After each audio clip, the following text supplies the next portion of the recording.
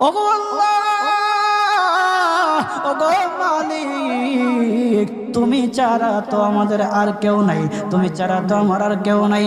আল্লাহ গো, তুমি যদি মাফ না করো কে আমাকে মাফ করবে? তুমি যদি মাফ না করো কে আমাকে মাফ করবে? তুমি যদি আমাকে মাফ করো তাহলে তোমার কোনো দিকে কমবে না, তুমি যদি আমাকে মাফ না করো তোমার কোনো দিকে বাড়বে না।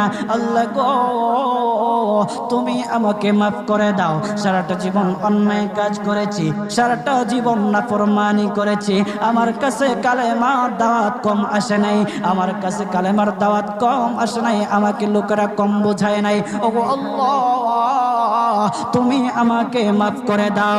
মাফ না করলে কোথায় যাব, কার কাছে যাব?